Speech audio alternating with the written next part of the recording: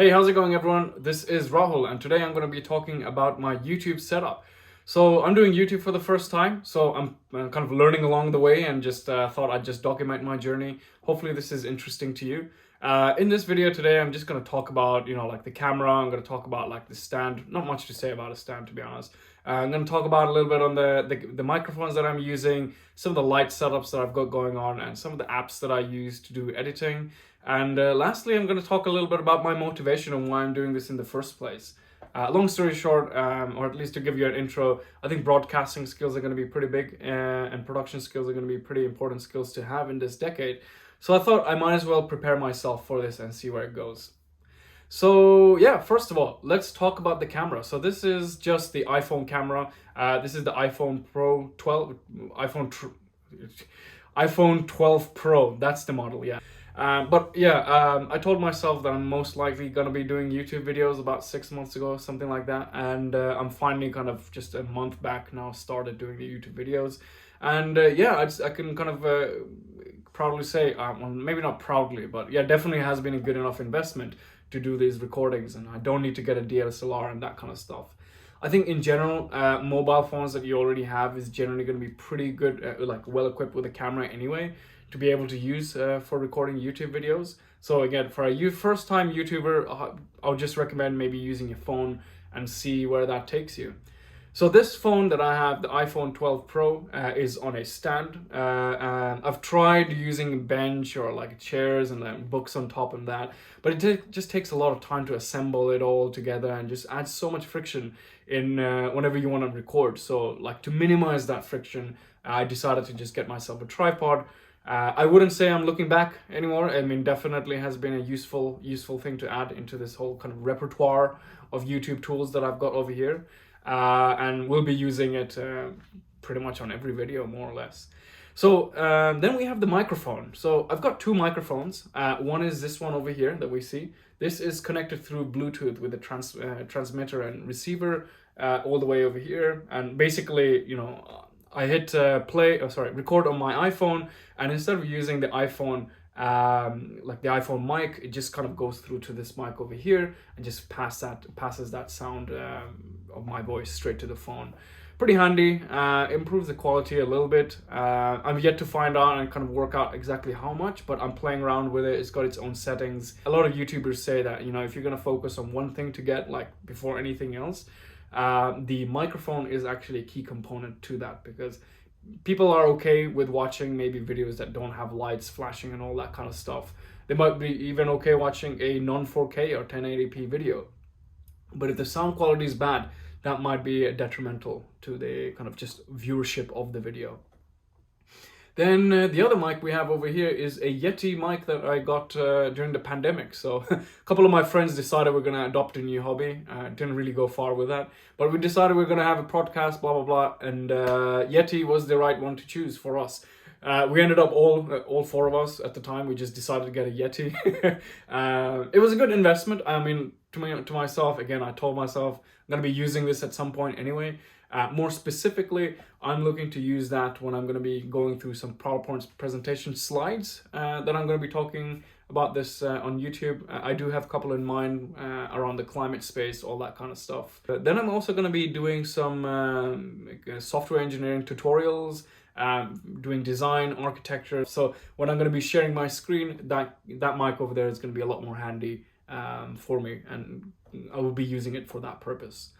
Then we have the lights. So the lights are pretty interesting. I think lights add quite a bit of dynamic. There's a lot of options out there as well. So I looked around a couple of places and I saw quite a few options and got a bit overwhelmed by it and had to study YouTube and all that kind of stuff on YouTube about YouTube to find out what's a good option for me. I was very close to getting one of those circular light ones that kind of hover around your phone and kind of gives you that kind of halo on your eyes effect. And in the end, I decided against it. It was mostly it would have worked pretty well, to be honest. But it was just that I felt like maybe I wanted a slightly more dramatic effect with shadows and things like that. And if I had a light coming straight from the front, then it kind of hides away some of the contour and shadows and things like that, minimizing a bit of that dramatic effect. Instead, I've got two lights that I've got one over here 45 degrees from me in the front left side, and then 180 degrees exactly to the other side. We've got a warmer color going on over here, and you can change these light setups that I have that allows you to change the color to a slightly bluish color, as you can see over here. And yeah, you can pick and choose which one you want to go with. Pick same thing with the other light over there. I personally have a preference of having a slightly warmer color over here and a cooler color from this light. And what happens is, again, it gives me a little bit of that kind of definition on the face, and this light over here on the side, it just kind of adds that kind of little kind of light glare or something you can see.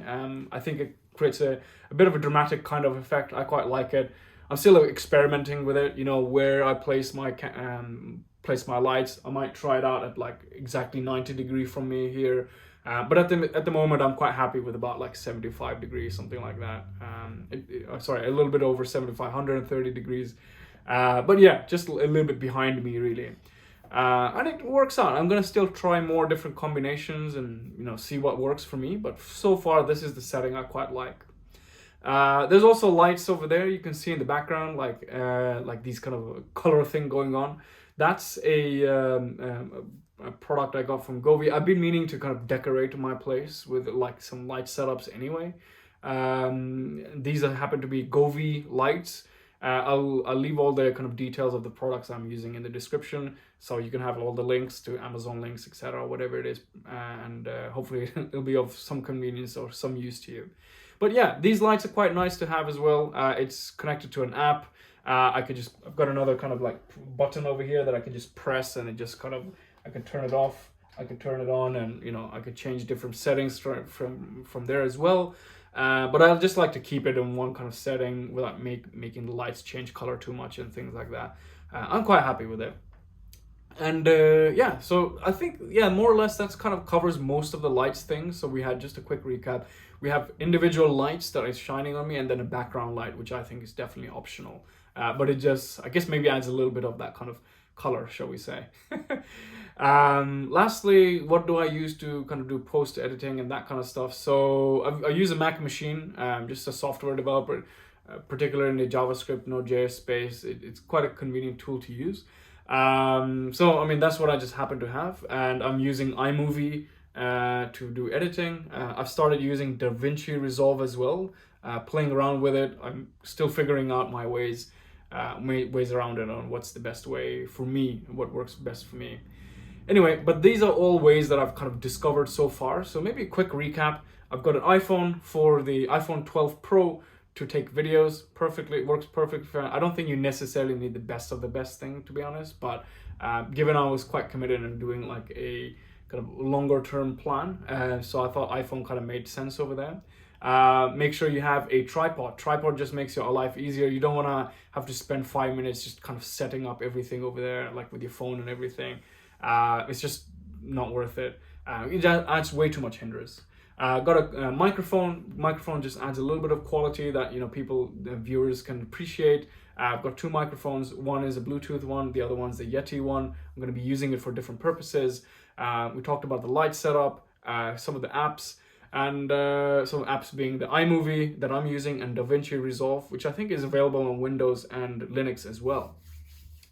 And I guess the last kind of ingredient or thing that is kind of useful to have is maybe a intent on why you're doing the videos in the first place. So I do have somewhat of a target for myself. I mean, I do want to learn broadcasting skills. I do want to learn production skills. I kind of believe that having these skills for this decade is going to be useful, as more and more people come online, more and more kind of business is done online, more learning is done online. So I thought might as well kind of indulge myself with this newfound experience that I'm now committed to, and see where it takes me. I think it could be a good thing to put on. Maybe I'll, like I said, I do want to do maybe some YouTube tutorials at some point regarding software development, maybe design, architecture of softwares, that kind of stuff. I do want to, talk about like climate and that kind of stuff.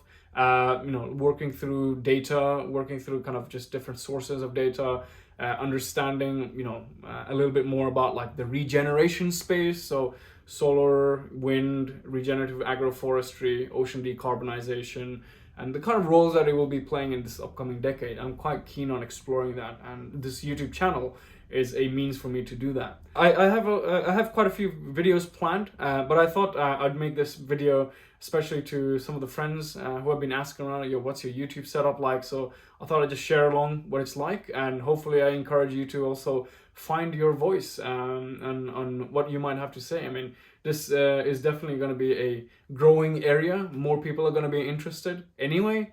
So if I can make it a little bit easier as a first-time YouTuber to get you on board as well, then I think there's definitely something to learn over here and kind of find a way to express. And I'm kind of working on that journey myself, have so much more opportunity for growth and improvements. Yeah, I really want to see how far I can take it. So this year for me is about working out my YouTube channel, working out my audience, how I'm going to build it, the whole thing. So I'm gonna share those details as well as we move on. So I think this kind of concludes the end of our video. We're here now. We talked about my YouTube setup as as a first-time YouTuber. I will probably make another video like this at some point in the future as maybe my setup changes or I move places, etc. But I think for the time being, we've covered quite a few grounds, and yeah. And I hope everyone has a great week ahead, and let's meet next time.